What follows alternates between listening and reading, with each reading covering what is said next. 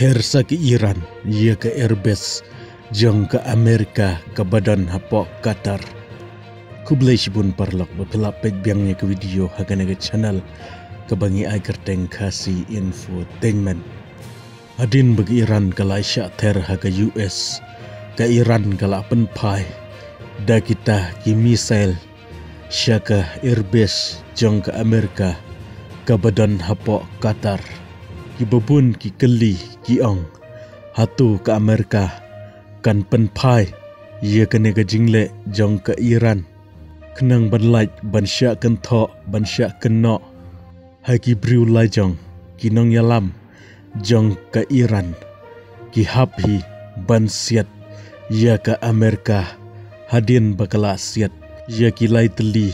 ki jakah sena nuklear jong ka kumju rungi i menin ba ke Iran ka klem sange ban siat sya Israel ru idon ki bakeli yanga ki ong hatu ka don ka ai ka jingyap lane ka jingdu haga bdai bat kane ke Airbus jong ka Amerika hakwatar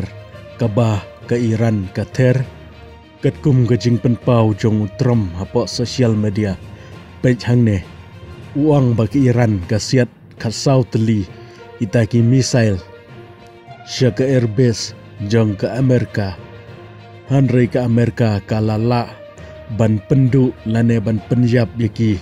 hasiteng sun kumba khalai teli hanrei uwei ki klem pendu namar u leit syaka jaka ka bomdon kano ka jingma lane ka jingdu nong tegi babun ki keli hatu ka Amerika kan penpai ne em ya kene na kaliang jong utrom ulaong. Congratulations wall, it's time for peace. Lada pipej hapok sosial media bat haki news pinyoi bakila keren ya kene ke ceasefire lane kata kajing sange ya siat utrom ruang, it's time for peace. Kabumut hang ne ba kane kathma kala ban sange no walana kaliang jong ki katu kane kinong yalam jong ke Iran kimpat penpena da kabati kena hoat kila keren ye kata ke ceasefire harai kimpat penti kenapat bakal along ke bapura ang ni ngila mesngu tu syai bale se kane kathma kala ban kudno hanrai la kataro ngin hab ban up ye ki update ki ban sawan